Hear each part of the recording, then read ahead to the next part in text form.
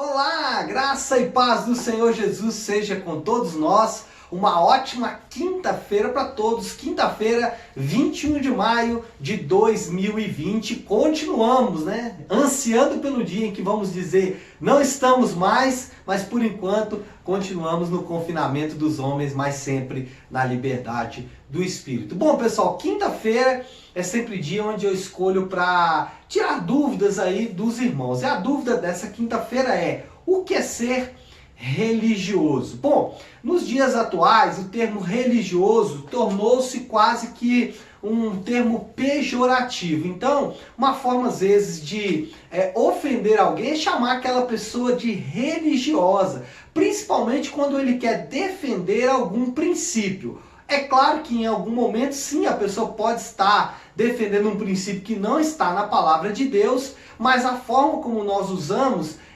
chamar essa pessoa de religiosa se tornou uma ofensa, sendo que isso nunca foi efetivamente uma ofensa. Ou, às vezes também chamamos do termo que Jesus às vezes tinha suas controvérsias, que era com os fariseus. Então, às vezes também chamamos os indivíduos de fariseu. Ah, você é muito fariseu.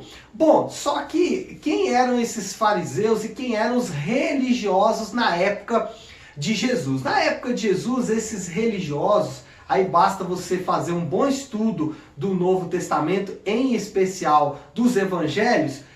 No último domingo, inclusive, nós tivemos a oportunidade de meditar sobre um texto que fala sobre fariseus, ou sobre os religiosos na época de Jesus. E o que nós percebemos ao estudar esse texto, que na época de Jesus, esses indivíduos tinham duas características muito interessantes. Primeiro, eles torciam as Escrituras para atender os seus próprios interesses. Ou seja, quando eles não queriam cumprir a lei de Deus, eles torciam a lei de Deus para poder alcançar ou para poder atender esses seus interesses, que eram interesses escusos.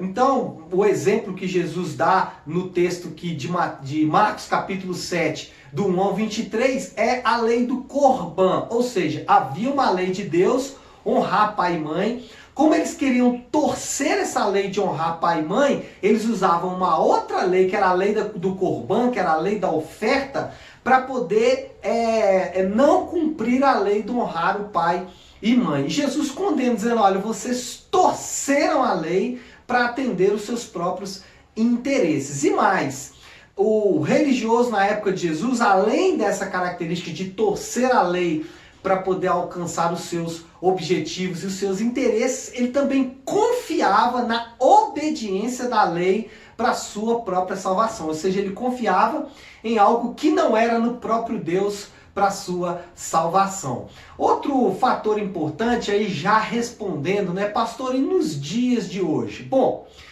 para início de conversa, para tentarmos esclarecer um pouco mais o que é ser um religioso, ou será que existem fariseus nos nossos dias?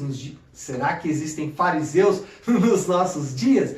É interessante notar que a Bíblia é um livro de leis. Olha só para você ver, Deus fala com Abraão: Abraão, eu vou te abençoar, mas sai do meio da tua parentela. Moisés, depois que o povo sai do Egito, Deus dá para ele leis. Depois que Jesus morre na cruz, Paulo, Pedro, João e os demais apóstolos estabelecem leis. Ou seja, lei e graça estão intrinsecamente ligados na palavra de Deus. E não há como tirar, não há como eliminar uma sem ferir a outra. Ou seja, se eu tiro a lei, eu atrapalho a graça. O próprio convite da graça é uma lei. O que é o convite da graça? Arrependei-vos e credes. Ou seja, você precisa obedecer o preceito do arrependimento e o preceito de crer para que você seja aceito por Deus. Então não há como desvincular lei e graça. Agora, quem são os religiosos dos dias de hoje?